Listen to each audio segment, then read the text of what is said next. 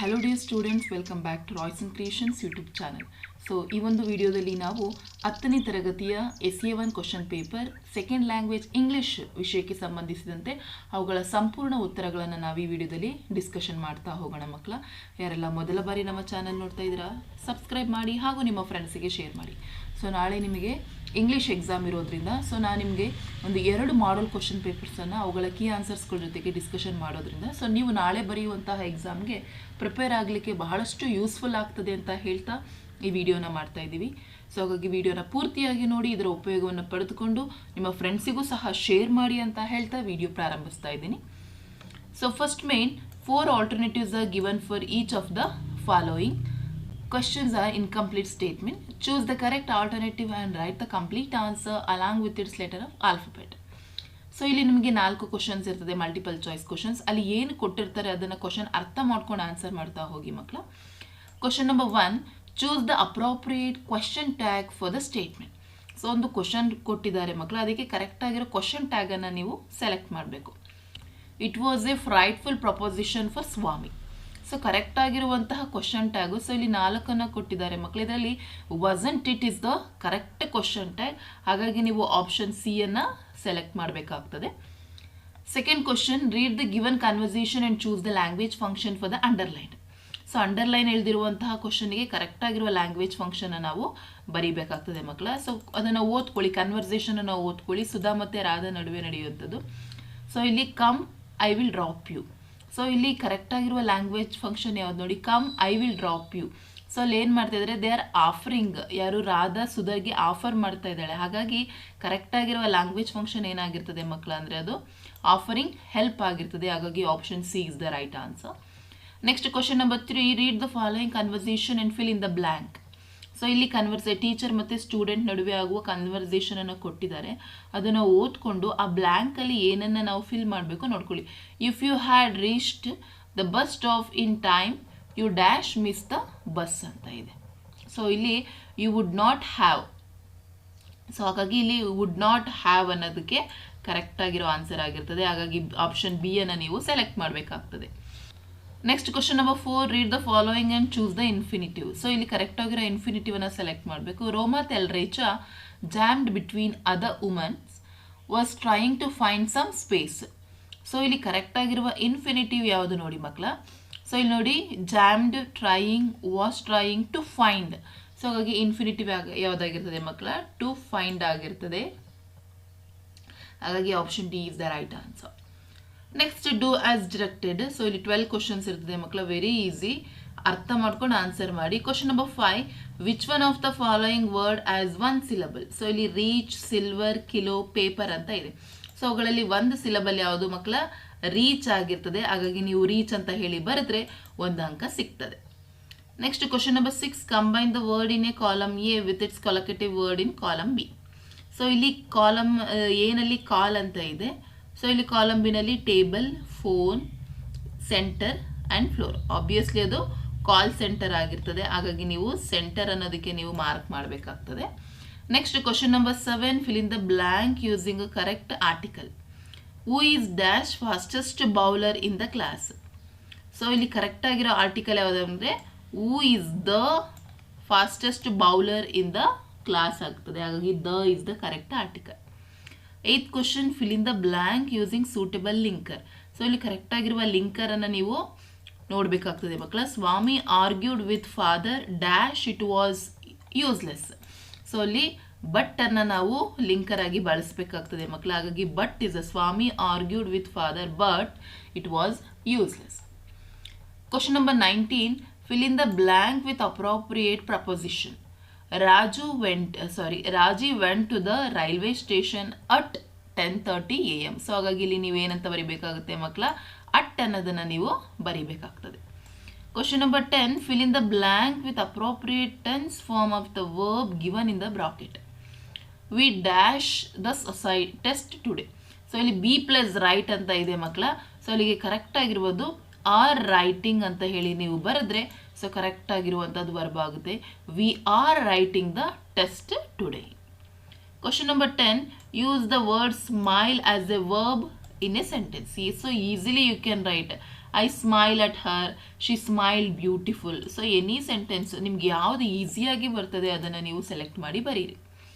Question number 12, change into comparative degree. So comparative ಡಿಗ್ರಿಗೆ ನೀವು change ಮಾಡಬೇಕು. Seema is the tallest girl in our class.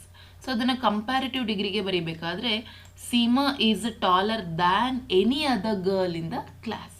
So ಹಾಗಾಗಿ ಇದನ್ನು ನಾವು ಕಂಪ್ಯಾರಿಟಿವ್ ಡಿಗ್ರಿಗೆ ಬರೆದಿರೋದು. Question number 13, change into passive voice. Man invented machines. So ಅದನ್ನು passive ವಾಯ್ಸಿಗೆ ಕನ್ವರ್ಟ್ ಮಾಡಬೇಕು ಅಂತ ಹೇಳಿದರೆ machines were invented by man. That is the correct passive voice ಆಗಿರ್ತದೆ. Next question number 14, give one word answers for the given sentence. So one word ಆನ್ಸರ್ಸನ್ನು ಬರಿಬೇಕು. One would travel to work place daily. So ಅದನ್ನು ಏನಂತ ಹೇಳ್ತಾರೆ, commuter ಅಂತ ಹೇಳಿ ಕರೀತಾರೆ. ಹಾಗಾಗಿ so correct word is commuter.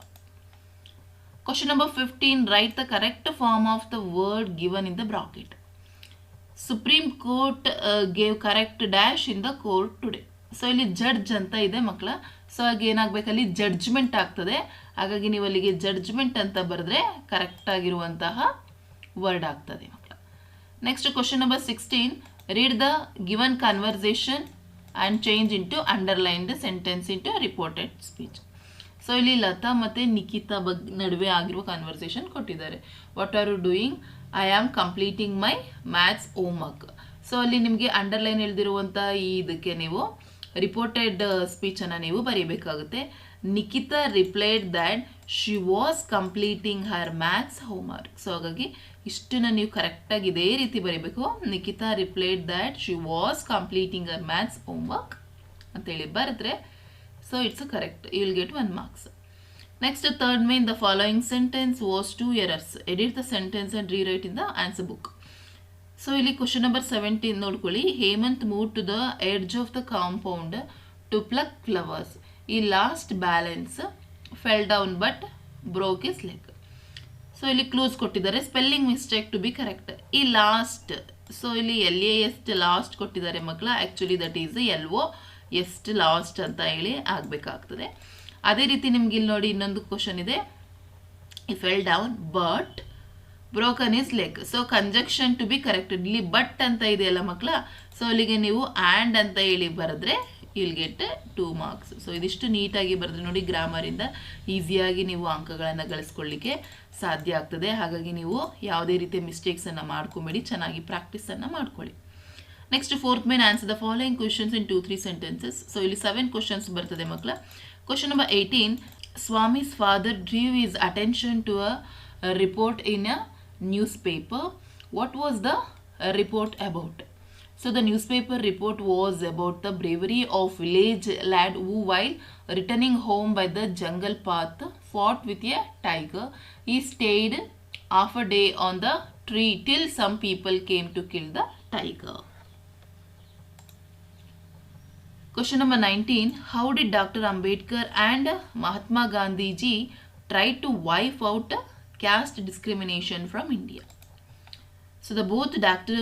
B.R. Ambedkar and Mahatma Gandhi ji tried their level best to wipe out caste discrimination. Mahatma Gandhi ji and Baba Saheb Ambedkar to repudiate caste and proclaim the oneness of the Hindu community.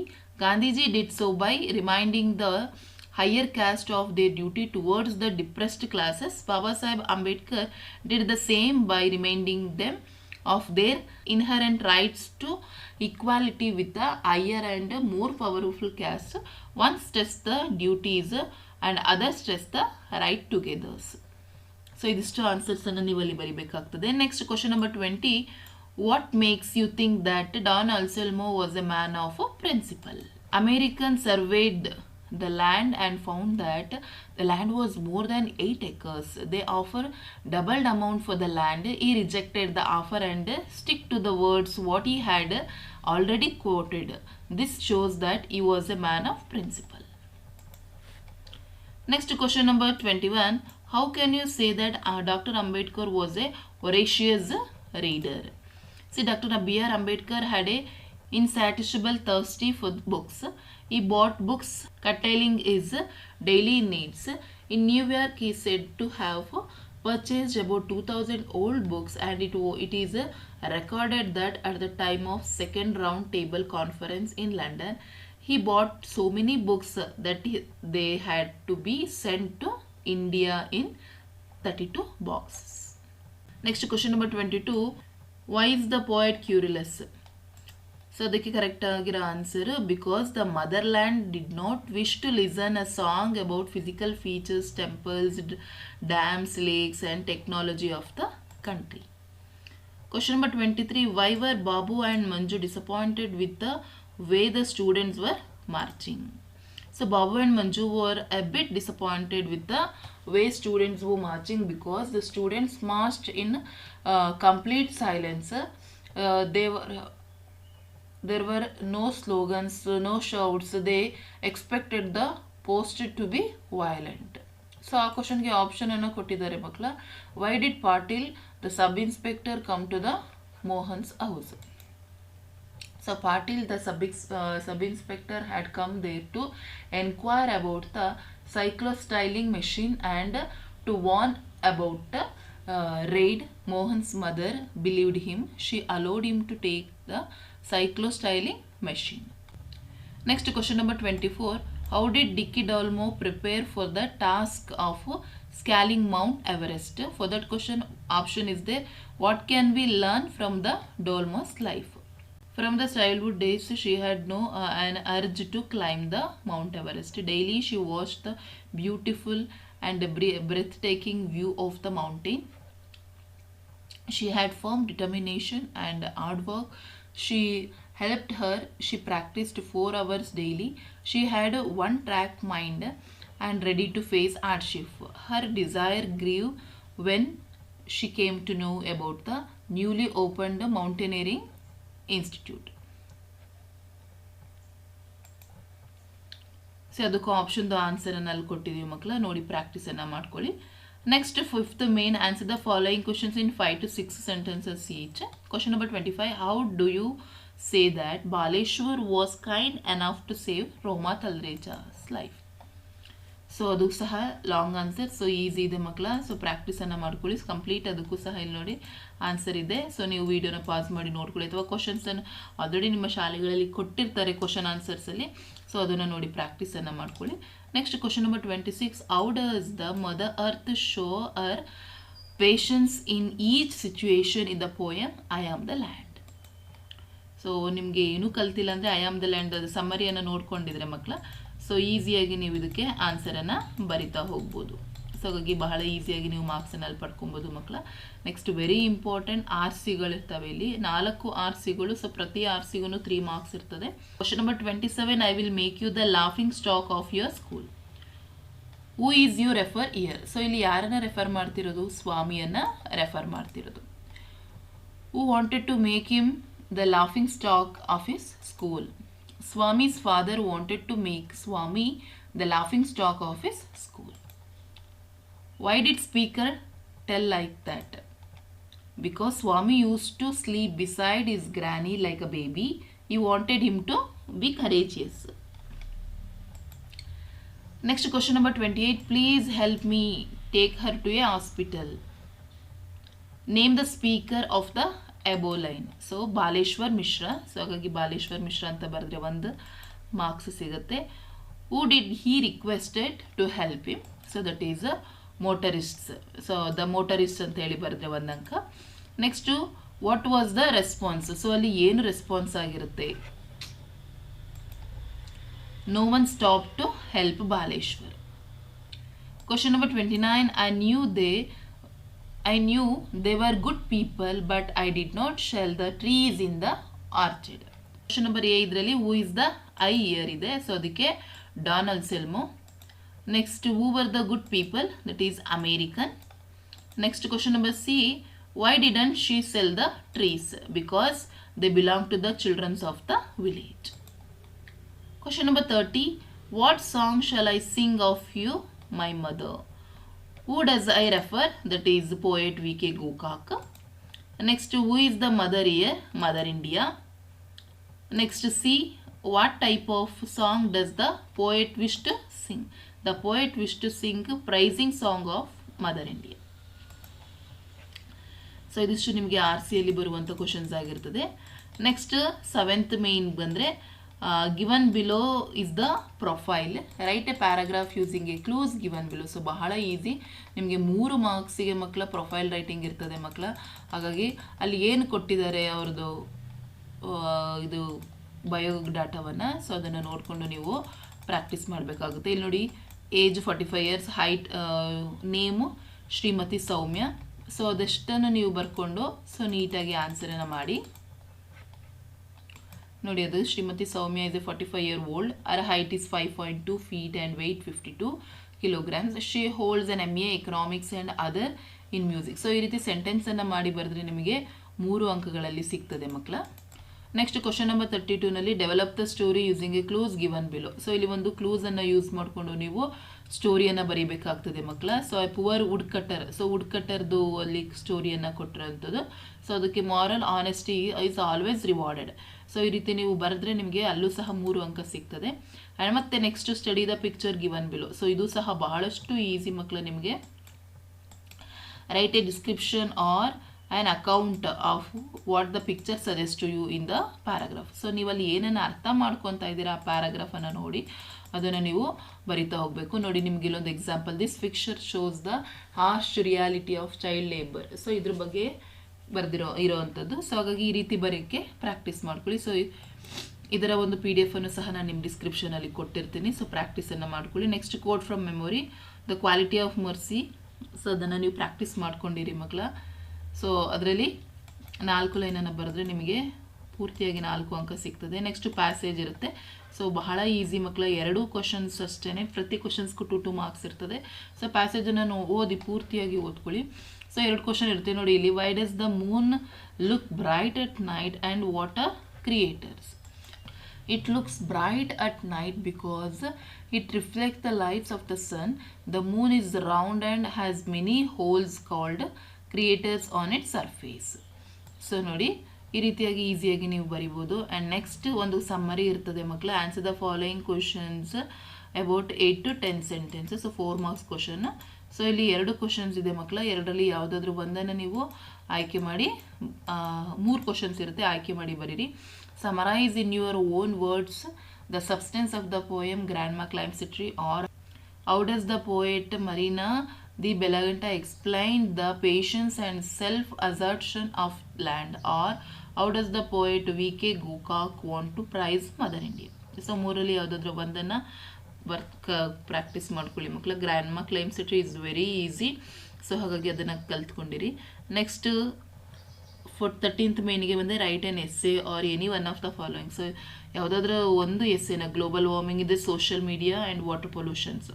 So ಈ 3ರಲ್ಲಿ ಯಾವುದಾದ್ರೂ ಒಂದನ್ನು ಆಯ್ಕೆ ಮಾಡ್ಕೊಳ್ಳಿ. And ಲಾಸ್ಟಿಗೆ ಬಂದರೆ ಮಕ್ಕಳ 2 letter ಇರುತ್ತೆ, ಒಂದು ಪರ್ಸ್ನಲ್ ಲೆಟರ್, ಒಂದು ಫಾರ್ಮಲ್ ಲೆಟರ್. ಸೊ ಎರಡನ್ನೂ ಸಹ ನೀವು ಕಲ್ತ್ಕೊಂಡಿರಿ. ಯಾವುದು ನಿಮಗೆ ಈಸಿ ಅನಿಸುತ್ತೆ ಅದನ್ನು ಬರೀರಿ. ಇಲ್ಲೇ ನೋಡಿ ನಿಮಗೆ ಕೊಟ್ಟಿದ್ದಾರೆ. Imagine you are Suhas or Sarita studying in 10th standard government high school Narayanapura. Write a letter to the municipal officers to provide drinking water facility in your locality, or write a letter to your cousin Janaki inviting her to attend your brother's birthday.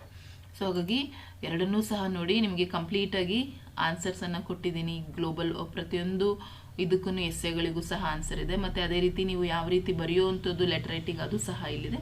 So ಇದಿಷ್ಟನ್ನು ನೀವು practice ಮಾಡಿಕೊಂಡ್ರೆ ಈಸಿಯಾಗಿ 80 out of 80 ಸಹ ನೀವು ಗಳಿಸ್ಬೋದು ಅಂತ ಹೇಳ್ತಾ ಈ ವಿಡಿಯೋನ ಎಂಡ್ ಮಾಡ್ತಾ ಇದ್ದೀನಿ. Thank you for watching this video.